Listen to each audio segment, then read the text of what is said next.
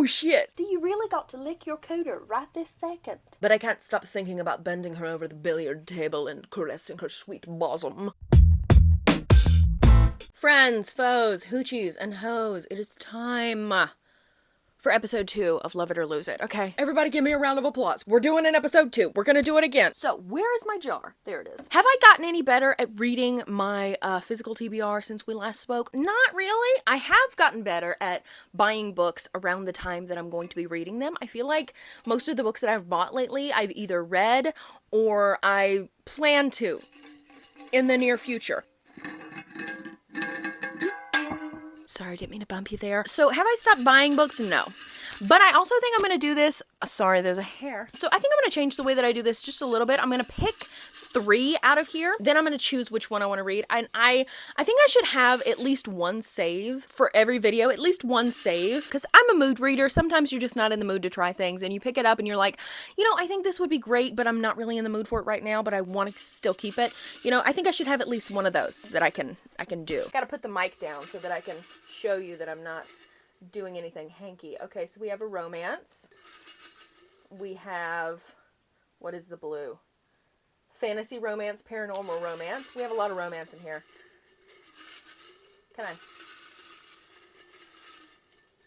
And we have a fantasy. So let's see. I have all of my babies right here. So this is the romance. Can you see it? What does it say? Say Yes to the Marquess. That is definitely historical. Let me go get it. I'm off camera, but I'm over here. Do I even have that anymore? Say yes to the Marquess. Yes. Tessa Dare. Another Tessa Dare. Last time we did this little game, I picked a Tessa Dare as well, and it ended up in the lose it pile because I didn't love the hero, so we shall see. But I have liked Tessa Dare's books, you know, in general, from the ones that I've read. So we have Say Yes to the Marquess. Let's see what my paranormal romance... Oh, God. Don't Talk Back to Your Vampire. This is a series that my mother actually recommended to me years ago, and I bought the first 3 books, and I've had them ever since. Don't Talk Back to Your Vampire by Michelle Bardsley. This is a spicy paranormal romance with vampires. So... yeah, okay. And then here's the fantasy. Oh, God, what is that? It's upside down, isn't it? Oh, shit. The Inheritance trilogy. Okay. It's also over there, so I'll catch you on the flip side. I'm gonna go get it. Here's the situation with that. This is a bind-up of the entire trilogy, so I wrote the Inheritance trilogy 3 different times, depending on, you know, when I was going to be picking up book 1, book 2, and book 3. So... here's this. Let me see when book 1 ends. The first book is The 100,000 Kingdoms, which is 374 pages. So, like, right here. So, I think that's pretty doable. I have no idea what this is about. I bought it at a used bookstore years ago because I really liked N.K. Jemison's Broken Earth trilogy, which I never finished either. I read the first 2. I don't know what's wrong with me. We have 3 different, very different books to choose from. So I've got Say Yes to the Marquess, which, let's see what this is about. Rafe. Is he a rake? A ruthless prize fighter and notorious rake. I called it. Rafe is determined that Cleo will marry his brother, even if he has to plan the dreaded wedding himself. Okay! I'm not a huge fan of rakes, but I am really interested in this whole prize fighter situation. I love a bloody man, okay? I love a bloody man. Ever since a master vampire became possessed and bit a bunch of parents, the town of Broken Heart, Oklahoma has catered to those of us who don't rise until sunset. You can't beat the great side effects. No crow's feet or cellulite, but books still make my undead heart beat. And strangely enough, so does Lorcan the Loner. My mama always told me everyone deserves a second chance. Still, it's one thing to deal with the usual undead hassles. It's quite another to fall for the vampire who killed you. Bitch. The Inheritance trilogy doesn't have a freaking summary. Let's just read the first line. I am not as I once was.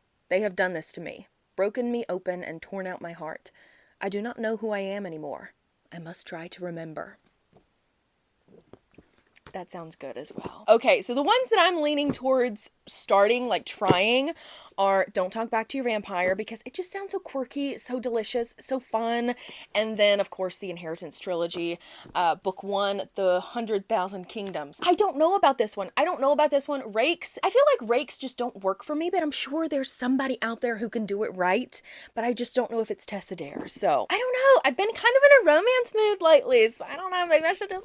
Maybe I should just, you know, do that one. I think I'm going to try this one and see how it goes. And if I'm just not feeling it, then I'll pick up the Inheritance trilogy and we will see if I'm feeling that one. If not, then I guess I'm getting rid of all of them and we're going to start all over again. We're going to start all over. Out on the fire and on the fire. You make me want to forget and start all over. Anybody know that song? Just me? Okay, bye.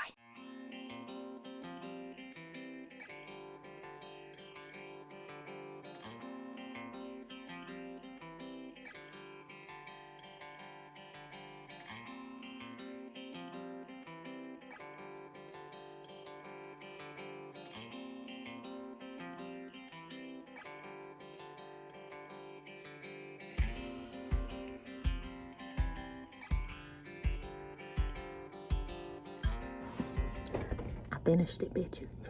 And let me just tell you, reading dirty scenes at work, it's a newfound talent. It is a little awkward, I'm not gonna lie, but it's a newfound talent. I'll talk to you about this after a while. All right. I feel like this angle is like the worst. Let's put this away. It's probably what real adults do. I wouldn't know, but hello everyone. Hi, finished. Don't Talk Back to Your Vampire. Okay, so in the story, a pretty much ancient vampire went a little bit bananas, a little bit crazy, and accidentally bit like 11 different people. And so the government of the vampires had to come in and turn all these people to save their lives. And now they've turned Broken Heart, Oklahoma, into pretty much a vampire town, right? So this is following our main character, Eva Leroy, who falls in love with the vampire that went crazy and turned all these other people into vampires, right? His name's Lorcan. It was okay. I mean, it was okay. These books, from what I remember of book 1 and in this one, they're quirky, they're fun, they're small town paranormal romances that feel really comfortable. They feel really comfortable and they're great for kind of like the in-between reads. They're really easy. They do have a sort of overarching plot, but not really. If you're a fan of like the Black Dagger Brotherhood or the Immortals After Dark series by Cressley Cole, these are kind of along the same vein. They're really light, they're fun. This book wasn't 100% focused on the romance. It was more focused on trying to get Lorcan to forgive himself for what he did. So because of that, I didn't really feel 100% connected to the romance when it finally happened. You gotta like it for what it is, right? It's a good, fluffy, light, paranormal romance, and it was fun and I had a good time. It's quirky, it's a little bit dorky at times, kind of campy, but it's a lot of fun. I really liked it for that. I read this within the span of an evening and a morning. Very fast read, super satisfying for what it is. I do want to continue with the series and I am going to keep it, but I do have another book in the series to read at some point. It's also in the jar. So now what I'm gonna do is start this, okay? Of the two, Say Yes to the Marquess with the rake, I'm just not feeling the rake energy today or tomorrow or the next day. So I'll start with that. We'll see how it goes. If I absolutely hate it, we're getting rid of it, and then I'll read the rake book, I guess.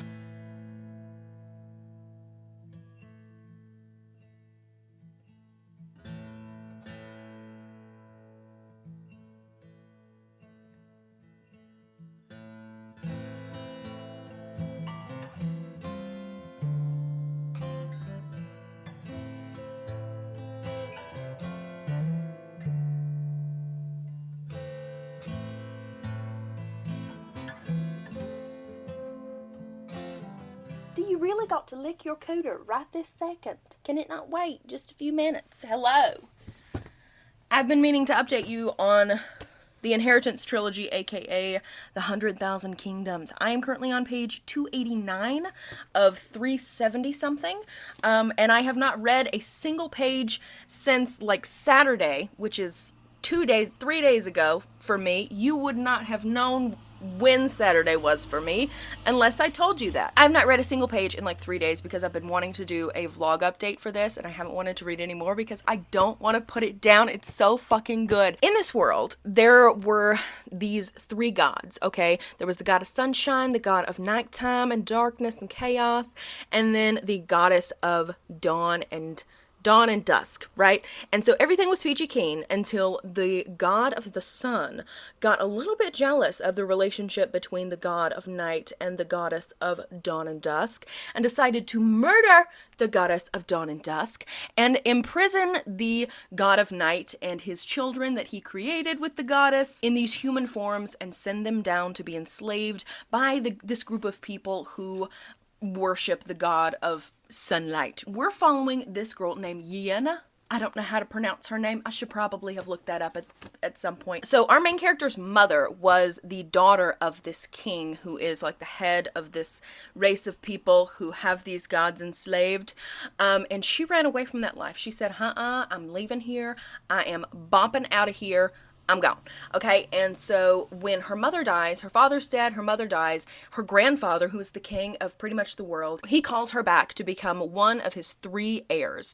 And the way that the heirs are chosen, it's kind of like a fight to the death, a fight of wits. It's very interesting. So we've got some conniving going on, we've got some treachery going on, as well as the fact that our main character, who I cannot pronounce her name, is coming to terms with who her mother was when she was in this place, and perhaps she didn't really know her mother at all. Thank you for showing your asshole.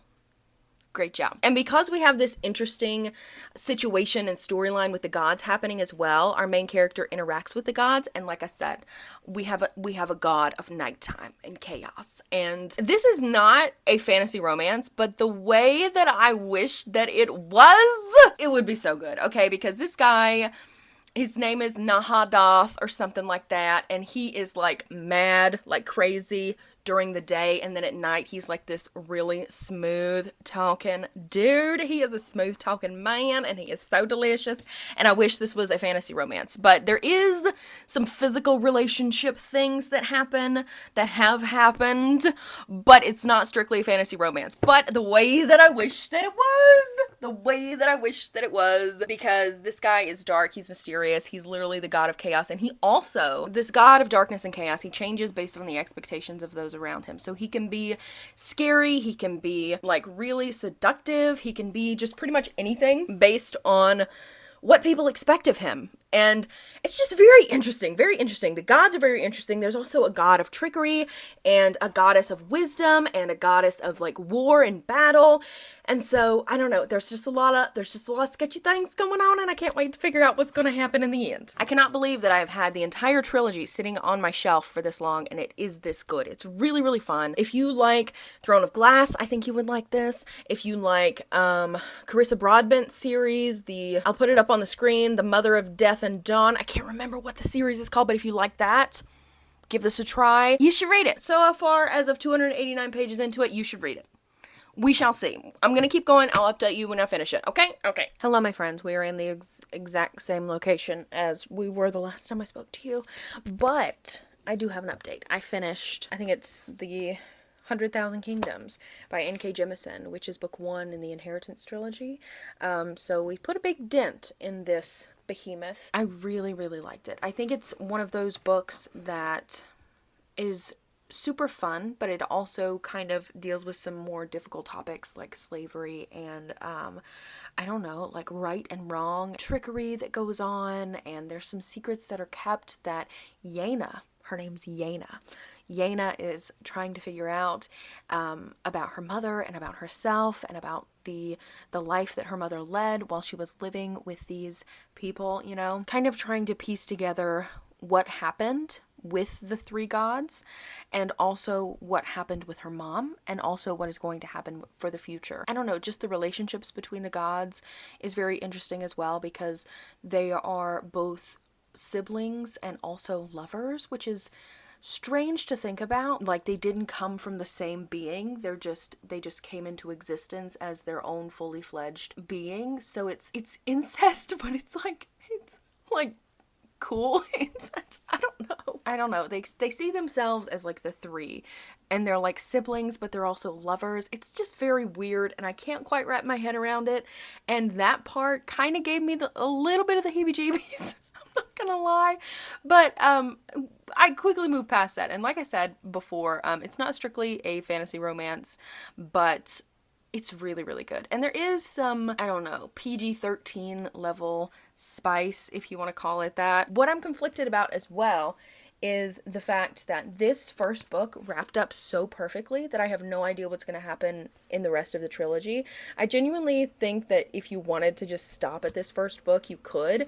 And it's one of those endings where I'm interested to see what's going to happen, but I don't feel inclined to pick it up immediately to find out what's going to happen, because the first book wrapped up so well. It started a story, it finished that story, and I don't know where we're going to go from here. I also made a decision about Don't Talk Back to Your Vampire. I originally said that I was going to keep it, but I just don't think that this is something that I'm going to be rereading, and I think I'm going to get rid of it for the same reason that I said that I liked it, which is that it's a really easy, fluffy, fun paranormal romance, and I think that once you've read the story has completed itself, and you know, it's time to move on. I do have another book in this series to read, and I will read that when I pick it out of the jar, but I think that this one and the first one, I think I can let them go. As for this third book that I pulled out of the jar, Say Yes to the Marquess, the only thing that is keeping me from jumping into this immediately is that I'm nervous about the rake aspect.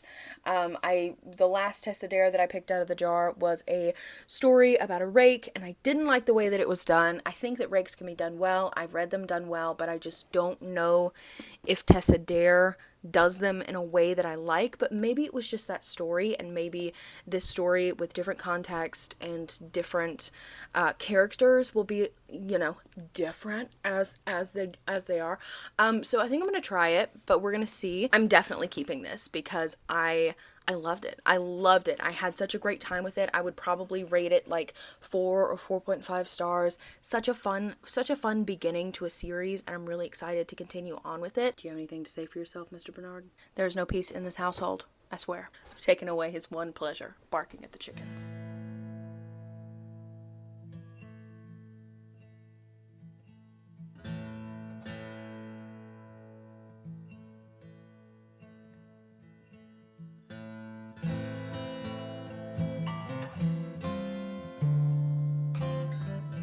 Hi. Hello. Say Yes to the Marquess. We knew going into this that it was going to be a little bit sketchy with the rake aspects of this, because I know that rakes are not for me, and I think this has just cemented the fact. I got to page 89 before I got just really irritated with the hero. What is his name? Rafe the rake. I think the only way that rakes work for me is if they are perceived to be a rake, but they're not really, or if they're like a reformed rake, but while they're doing their rakish situations, I just don't like the way that they think about the heroine. I don't like the way that they interact with the heroine. Rafe is pretty much like, oh my gosh, I know she's getting married to my brother, but I can't stop thinking about bending her over the billiard table and caressing her sweet bosom. I don't like it. I just don't like it. It rubs me the wrong way. I think it's gross. You know, if you like rakes and that is your thing, you know, I'm not gonna yuck your yum, but I am gonna yuck my yuck, and my yuck is rakes. I don't like rakes. That's just not my fantasy. I don't have a desire to reform a bad boy or anything like that. In my romances, I want a sweet love story, right? I want to watch two people come together with mutual respect and mutual pining and mutual longing.